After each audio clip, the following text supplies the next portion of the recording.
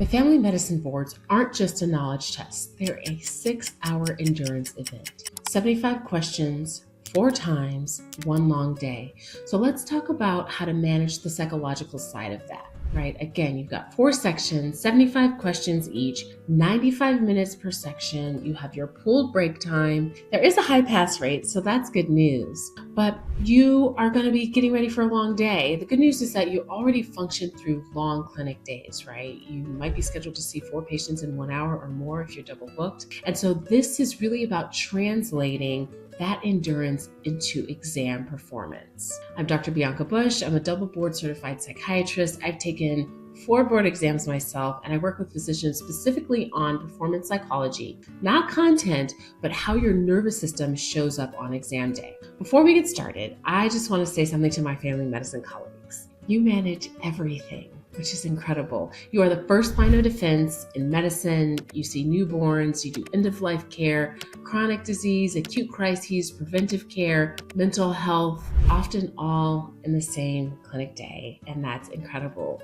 You hold communities together, and some of my closest friends from medical school went into family medicine, and they are some of the most grounded, steady, and capable physicians I know. So you are the superheroes of medicine, not because it's flashy, but because it's comprehensive, relational, and constant. So I just wanted to say thank you. I wanted to give a little ode to you. I appreciate all the work that you do and the work that we do together to serve our patients. So before we walk into our boards and endurance and strategy, I just wanted again to say thank you. And if you feel like it, comment below with your favorite thing about family medicine. Now, let's talk about how to get through this exam with the same steadiness that you practice with every day. What makes family medicine boards mentally different? Number 1 is having the sustained cognitive load. You're recalling a breadth of information, right? You're covering the entire lifespan. You're covering preventive, acute, chronic, all of those things together.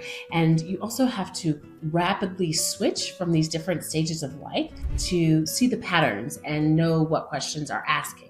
Your brain often fatigues before your knowledge runs out, right? You know that you're super smart, but in this time, you've got to recall all of this information. Number 2, you know it or you don't kind of question. So quick pattern recognition feels good. Okay, you see these keywords, boom, I know it's this. They're asking about this drug. They're asking about this mechanism of action, right? Absolutely know that. Then you might get some weirdly worded MSK question and uncertainty spikes. Your cortisol goes up. You feel your physiology shift, right? Like, this one's throwing me. And that surge, it doesn't mean that you're failing, right? It just means that your threat system is activated. Number 3, fatigue amplifies doubt. So you've got 4 sections. Section 1, you're coming in, you've had your breakfast, you've had your coffee, you're feeling sharp, ready to go. Section 2, maybe in section 1 you marked a few questions, but you're still feeling steady, still got energy. Section 3, doubt might start to creep in. Maybe things didn't go as well. In section 2, you marked a lot of questions. And then by section 4, chances are you're probably pretty tired. And so this can lead to distortion and mental drag, distortion of how you're perceiving the questions, reading the questions, and then just plain old tiredness. So fatigue is predictable, right? We know it's going to happen. This is a long test, but it's not diagnostic of your competence, right? We know it's going to happen, but it doesn't mean that you're not smart and not competent. So let's talk about 5 calm and endurance strategies to get you through this exam. Number 1, think in 75 question blocks. Don't think about this as 300 questions all at one time.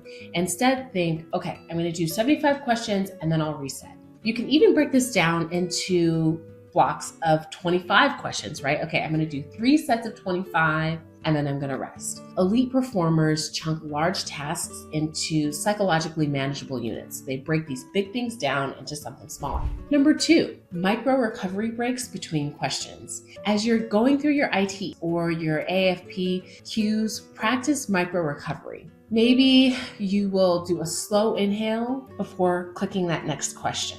Maybe you'll take some time to really drop your shoulders, unclench, maybe even do a blink reset. Have you heard of this? Blink reset can be incredibly powerful. So researchers have found blinking triggers temporary suppression of activity in the visual cortex. right? So it's quieting things down, suppressing them. And this acts as a punctuation mark for thought, allowing your brain to pause and reset its focus. So maybe that's what you'll do. Before you go to the next question, take a blink, maybe a bit of a long blink, and then get back into it. Another thing that you can try is acupressure. So maybe putting a little pressure right here. This is called the yin tang region, or also known as the third eye, for a few seconds, 1 or 2 minutes if you can afford it. And then that can serve as your reset before you get back into your questions or get to the next question. Micro recoveries prevent cumulative sympathetic activation. Right? And that's what we want.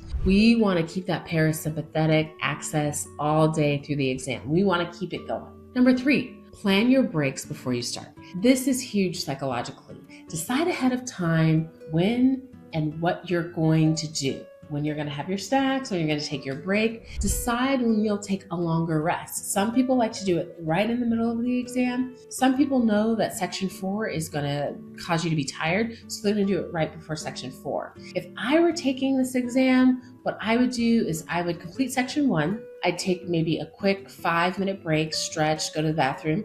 I'd take section 2, and then I'd take a longer break where I'd eat lunch, refuel, and then I'd hit section 3. And then between section 3 and section 4, I probably would take a bit of a longer break just because I know personally I probably would be tired. So don't hoard your break time. Don't think you're going to be the hero by not taking break time. Take it. Actually use them so that your brain can function at full capacity. Breaks are strategic recovery. They're not weakness. Number 4, don't let one question follow you. Flag it and move on. If you need to, use any of the reset techniques from number 2, but move on, right? There's going to be something you don't know. That's fine. Just mark it or make your best guess and move on. You don't carry one difficult patient into every exam room. So don't carry that one question into the next 20. Some of you are watching this and you've done that. You got shaken by one question and that was really plaguing you for the next ones. Great, let's not do that. Let's reset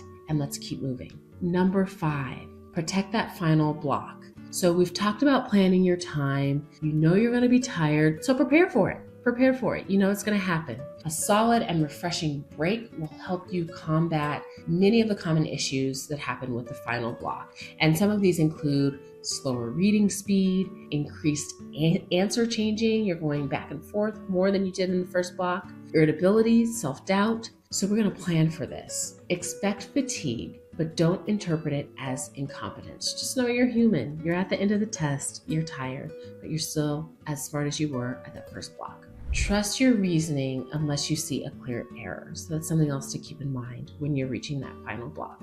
Boards can feel like they're measuring whether you're a good doctor, and they're not. Come on. We know that the assessment of who's a good doctor and who's not is not a multiple choice test, right? That would be a more complex assessment, right? And that's almost what residency and fellowship are, right? They're training you up. These exams measure performance under artificial constraints. They measure your performance under pressure.